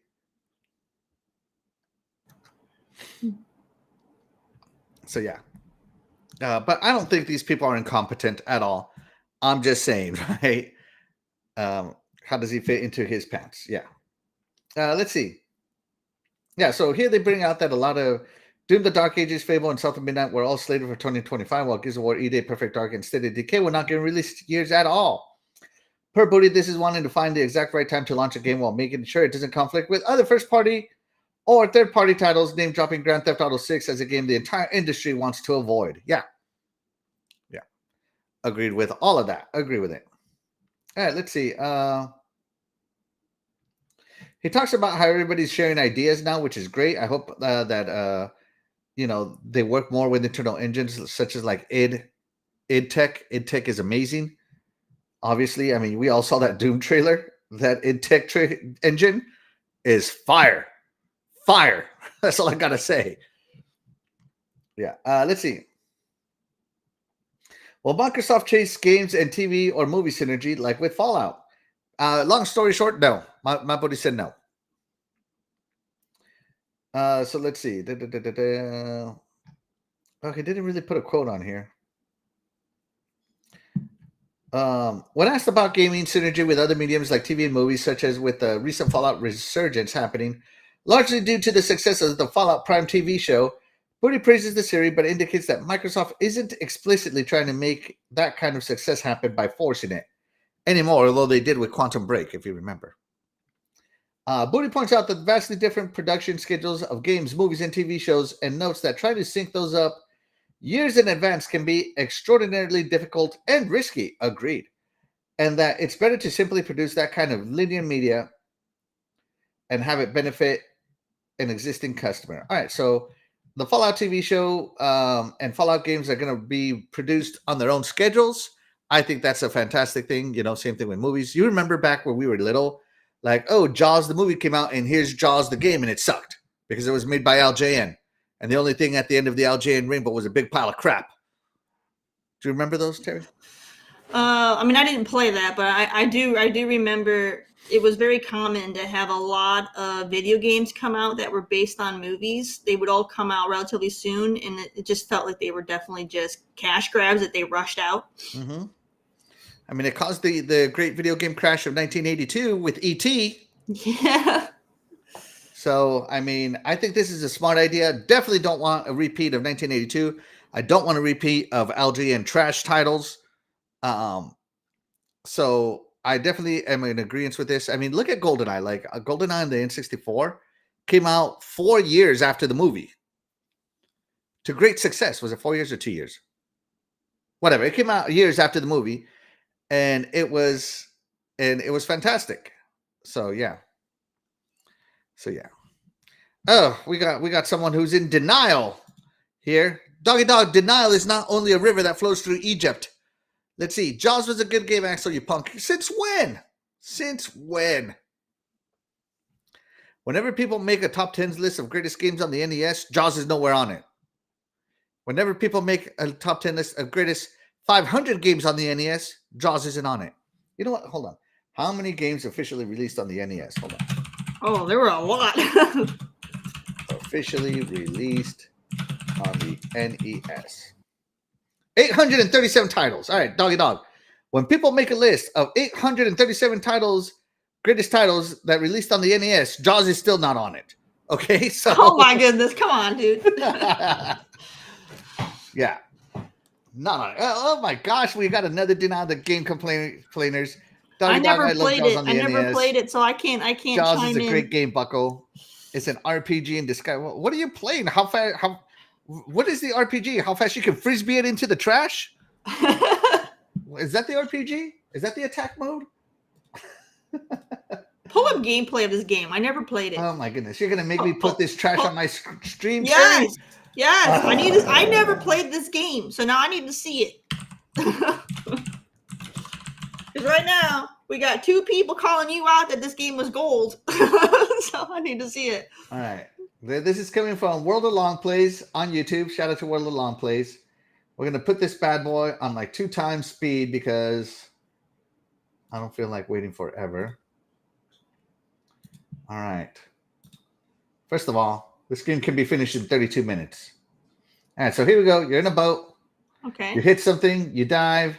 You do some shooting. Oh, look, he's picking up some poop because that's what this game is. It's poop. I mean, I think that's a shell, but okay. That looks like a turd to me, Terry. It's a shell, and then he got a starfish. Pull up the turd emoji. You know what? Let me post the turd emoji on the chat here so you can see the similarity. Yeah, but if you look at like conch shell, they're going to look like that too. And the similarity is undeniable. So this is the whole game. So this is it. So all you just do the shoot 'em up. Like what's the? Yeah, so you sail around. You're just trying to get. You points? hit something. You do the shoot 'em up. Okay. And you repeat until you kill Jaws. I guess. You do this for 30 minutes, Terry. Okay. Yeah. I mean, this is better than the seaweed level on Ninja Turtles. So. Oh, you got a bonus level where you get to bomb some jellyfish. Okay. And by the way, this is playing 2 times speed, so yeah.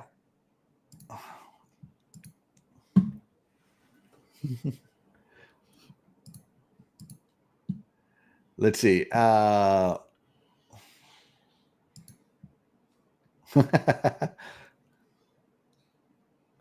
Let's see. Axel, you need to live stream Jaws. First off, I'm not going to connect my NES to my computer, man. It would take so much of my cables moving around to connect that. But I was thinking about running a cable. I might emulate it. if I do it. Let's see.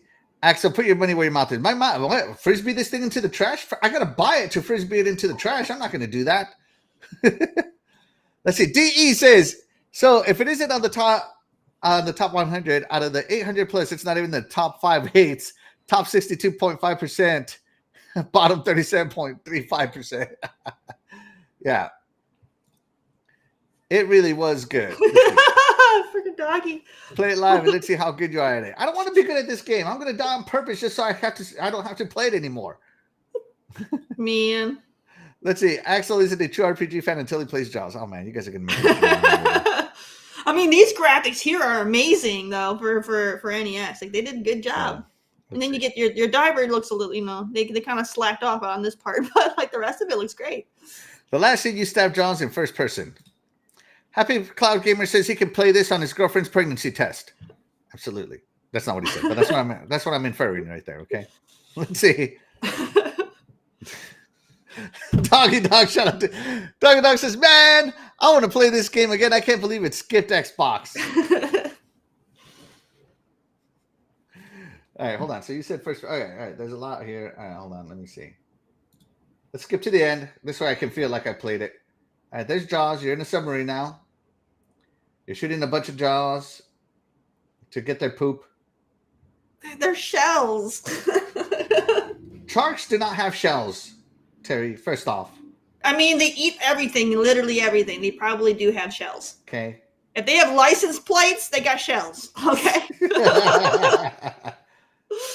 Like how they get a license plate out in the middle of the ocean. Oh, here we go, Terry. This is the big ending. Oh, this is cool. Does he jump out? I don't know. I never played this game. I told you.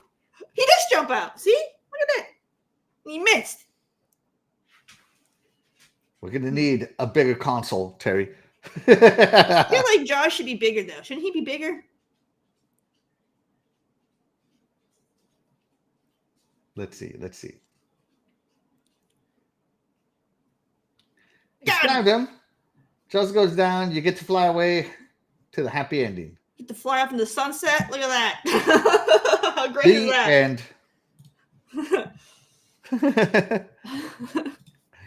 TE, the final boss is a quick time event.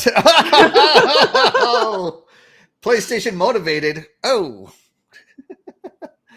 Let's see. The shells are muddy in the game. You get your tracking machine with it. Let's see. Axel is scared because he knows he needs game genie codes for this game. Oh. He needs that infinite life. I mean, of course I will. This game was made by LJN. I mean, but that backdrop right now for this final scene would make, a great desktop saver right there for you. Hard pass. I'll stick to the Megalodon and Sea of Thieves instead of that. Yeah. All right. Sorry. Back on topic, guys. Yeah. LJN was the publisher. Best LJN ever. I don't think so. All right, let's see. Microsoft is clearly aware of the rumors that Black Myth Wukong is some sort of exclusive deal. Most of myself. What?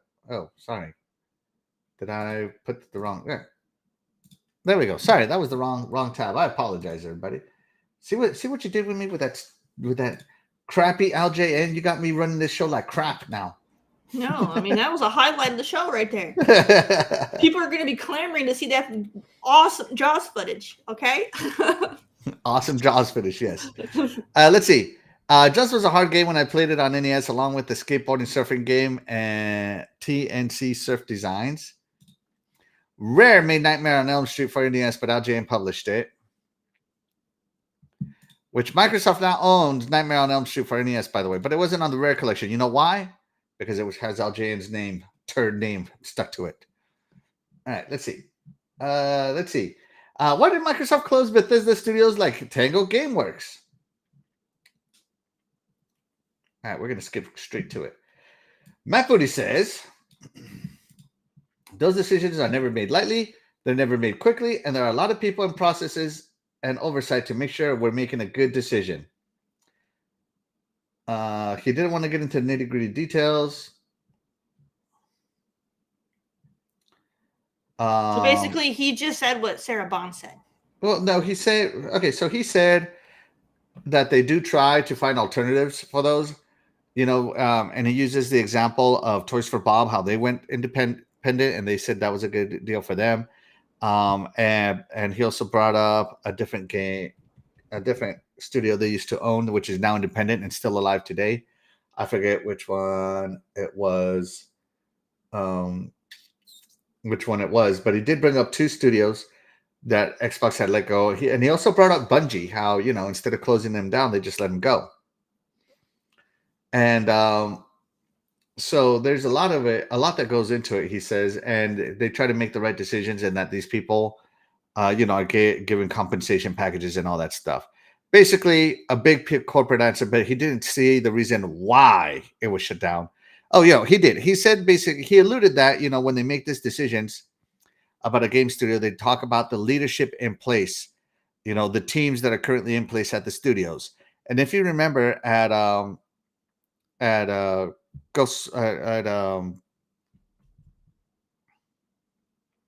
who made Hi-Fi Rush, Terry? It was that Tokyo studio. Oh my gosh, it escapes me. Tango. There we go. Tango, yeah. Yeah. Tango, when he brought up Tango, he brought up, in specific, he was talking about leaderships and teams in place. And if you recall, the founder of Tango announced that he was leaving after Hi-Fi Rush came out to make his own studio. And there were rumors running around that said, and he took half the team with him.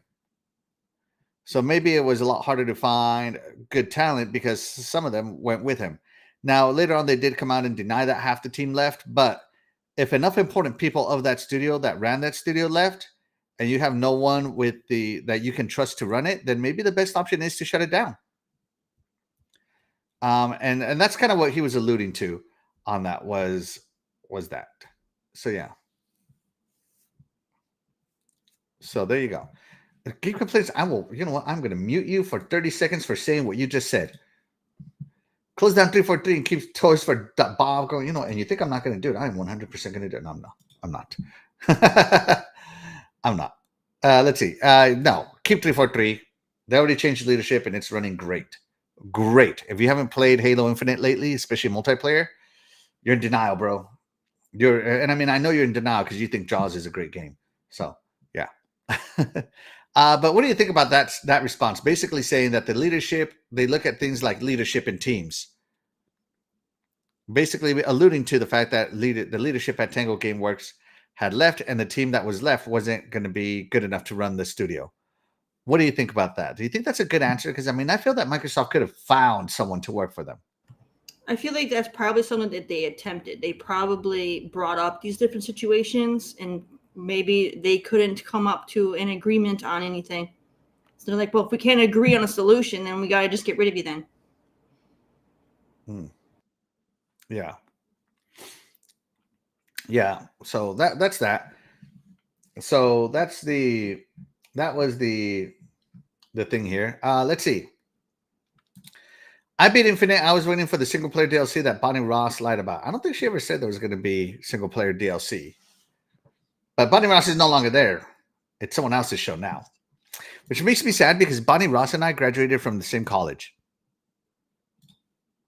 Makes me sad. You're letting our alma mater down, Bonnie Ross. You let us down. All right, let's see.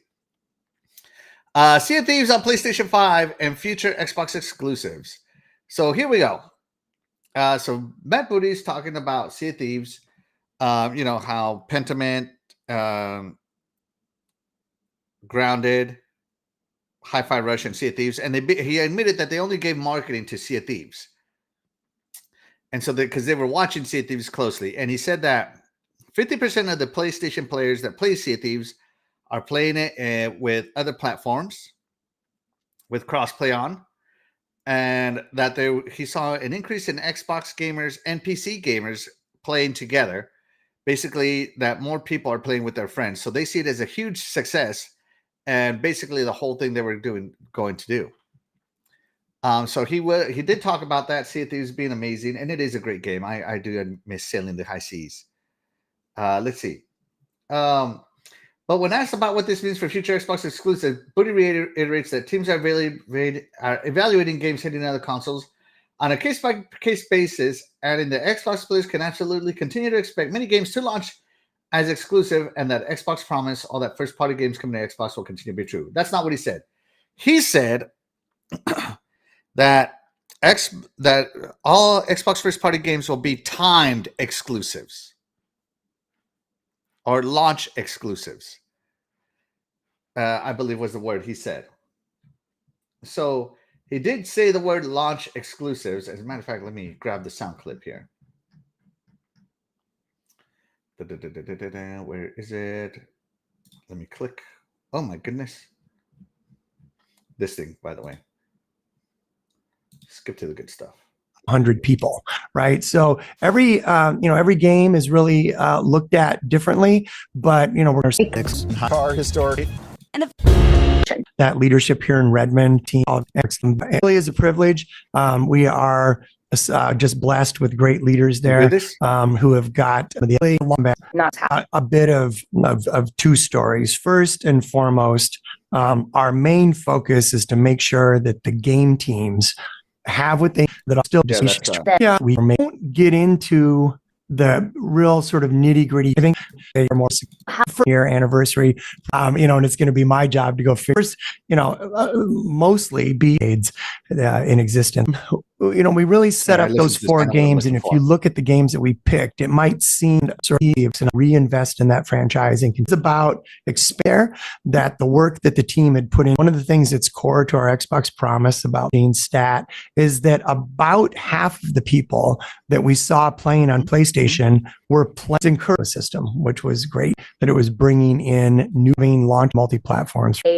That looks a lot like cable. It looks a lot like happening. To have great working relationships with. We've got a great working relationship. I think that as everywhere, right, and that we're going to probably see some blending across the sort of boundaries and across the sort of differences that maybe have existed historically. For us, it really comes down to maintaining that player first focus, right? We want to be where the players are. A device, the Xbox will always be core to what we do. The console's foundational to what we do.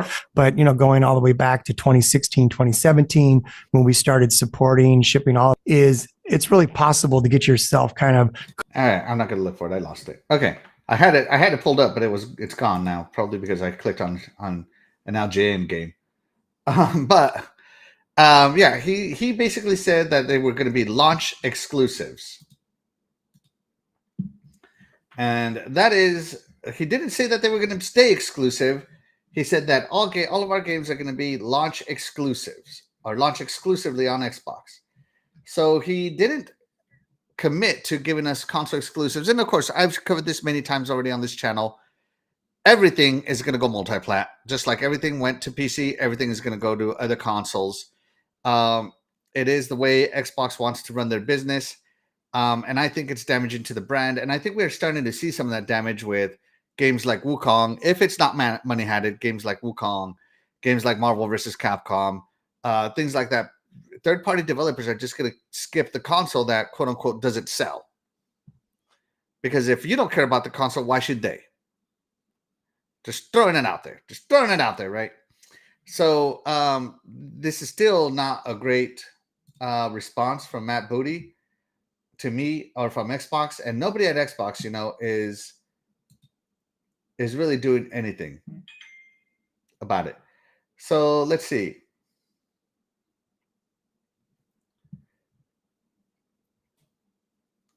So yeah, that's all I have right now on that. So Terry, what do you think about that? I mean, I know you're pro multi-plat, but if it affects your console of choice, will that hurt you? I don't know, because I haven't been impacted in a way to where anything has hurt my console of choice, since I am predominantly a third-party gamer. So I haven't been in that situation.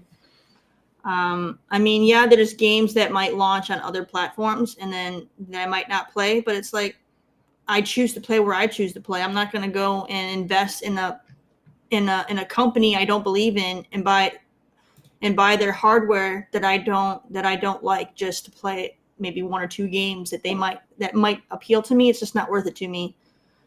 So I mean, if it came to the point to where there really wasn't anything that appealed to me available on Xbox anymore, then I would be in a situation where I might shift direction somewhere else. Mm-hmm.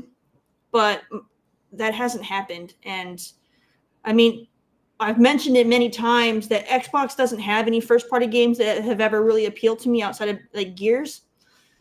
So it's not like them losing their first parties isn't going to be a factor for me, since I've never been really on that first-party train to begin with. Mm-hmm. So I mean, I'm fine. And I was all for them ending Gears of War. I really thought that when they got done with the original trilogy, that they could have just wrapped it up right there and left it. And I was completely fine with that. That's what I wanted them to do. And then at that point, if they had done that, I would have had 0 first-party games on Xbox. Mm.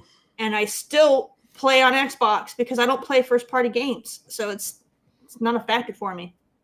Right.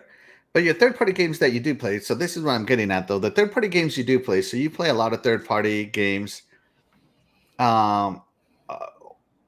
What if those third-party games stop coming to this console? I mean, if the first-party games, which are guaranteed to be on the console, aren't a factor for you, the third-party games, which are a factor for you, so if Ubisoft suddenly says we're no longer supporting Xbox, that will affect you. Yeah, which is what I already said. If they're not putting their games anymore on Xbox, then I would shift to somewhere else. Like I'm gonna go where the majority of the games I like are at. Yes. Okay. And right now I prefer Xbox because I like the quality of the product. I've been burned many times investing a lot of money into consoles from other companies that just did not hold up quality-wise. They always broke. Mm-hmm. And I take care of my stuff. So it's not like someone like, oh, maybe take better care of your stuff. Like I do take care of my stuff. Like I make sure to keep my stuff, nice and clean. I'm not throwing controllers across the wall like some gamers do.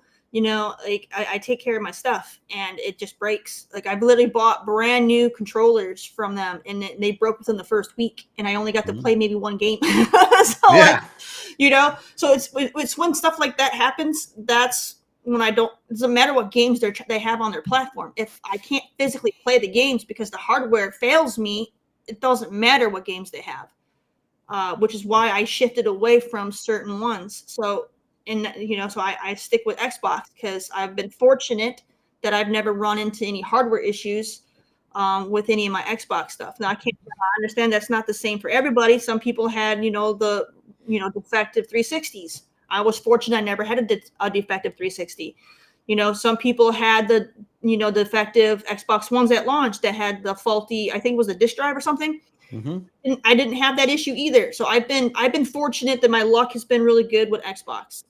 So, but again, if Ubisoft or BioWare or any of the, companies that I predominantly play games for are not on Xbox, then I'm just going to go where they are. And it's going to be on a system that I am comfortable investing my money in that I know isn't going to break immediately after I invest my money in it. So that already is going to be, so Team Blue is going to be out because I've lost so much money on their hardware, just not holding up that they're permanently stained in my eyes. I will never go back to Team Blue. So, welcome to Team Nintendo, Terry. Yes. So I mean, I you know what? If Ubisoft made great quality games that ran great on a Nintendo console, Immortals Phoenix Rising runs amazing on the Switch. Then I would have no problem playing them on Nintendo if I wanted to stay in the console scene. Or I can go PC because I have access to a PC. I could go PC, but I'm not really comfortable on PC. So if all my games were on whatever the next. Let's say like the Switch is gone and they move on to something new, and that's where they were. And I wanted to stay in the console space. I would jump Nintendo in a heartbeat. I would jump to Nintendo in a heartbeat and it wouldn't bother me because Nintendo is another one that makes a high quality hardware that I've owned. I've owned a lot of the Nintendo consoles, you know, I did not have a Wii U and I did not have a GameCube, so I you know, I can't count them. But all the other Nintendo products I've owned never broke. Yeah, I mean, they can survive the vacuum of space and wars. Why not? You know, and you know, they make quality stuff. So I would have no problem investing my money in them, because I know if I spend $300-$600 on a console, I know that that console is going to last the entire generation of that console and maybe even beyond. Whereas I can't say the same for Team Blue. Most of the consoles I've had with them don't even last within their generation. So you know, so yeah, I would have no problem going over to Team Red if I had to, because that's where my games would be. Yeah. And again, I don't care about Nintendo's first parties either. I'm a third party gamer. So, you know, win me over with your third party. There you go. So yeah, but you know, I just hope that there's enough support for the brand, for the console brand here in the future to keep third-party games in there, because as I have said it previously in this game, in this show, is if Xbox is the console that just is first-party only because third parties have decided to skip it, I'm not going to buy the console where I have access to the least games. Right now, that doesn't mean automatically that I'm going to buy another console brand or anything. I'm going to see where my options are, and I might go back to my PC only gamer days when I only played PC. I mean, I did that for a while. I did that for about 10 years where I only played on PC. So, you know, I definitely have options there. I am not locked to a single ecosystem. And of course, I'm still going to play Xbox games. I can't go away from Xbox games. You know, I'm still going to be an Xbox gamer. I'm still going to be a Game Pass subscriber on PC or wherever the heck Game Pass exists in the future. I don't see myself not being a Game Pass subscriber and not being an Xbox gamer in the future, no matter what happens. I just worry for the brand. That's all. That's all I'm saying. I'm concerned. I have concerns. Terry, concerns. Let's see. Jason Max. Shout out to Jason Max. Thank you so much for being here. You are the real MVP. Stephen Avery says, Axel, are you going Tim Dog on us? No. Thank you, Game Complainers. No, he's not turning into Axel Dog. No way. No way. Shout out to Stephen Avery. Thank you so much for being here. You are the real MVP. Stephen Avery says, Forza, Call of Duty, Gears are my favorite first-party games. I think South of Midnight and Indie are next. Maybe Avowed. Oh. I did not snap my Joy-Cons on stream ever, because I've never snapped a Joy-Con and I've never streamed any of that. But yeah, all right. So that's the Matt Booty interview, everybody. Overall, informative. I love it when we get these interviews with high-level executives. Because we get to hear some of the business plans of Xbox, whether you like it or not, is up to you. But at least you get to know the business plans. So that is that is what it is. So, and you know, we might have good reactions to it. We might have bad reactions, but hey, at least they're genuine reactions, right? So that's going to do it for today's show, though. We'd like to give every one of you a huge thank you for being here. And of course, guys, we wouldn't be able to do this show without you guys, the chat. And that's why you guys, the chat, will always be the MVP to any of the shows here on the Iconic Video Games channel. And with that being said, we will catch you guys next week. Bye, everybody. And I'm coolcatterri. Take care. Oh, yeah, sorry. I'm Axel1324. Yeah. I'm like, we're doing the out. I was like, what? I totally 100% skipped my mind. You did? Yep. I was like, I'm Axel1324. And I'm coolcatterri. Bye. Bye, everybody.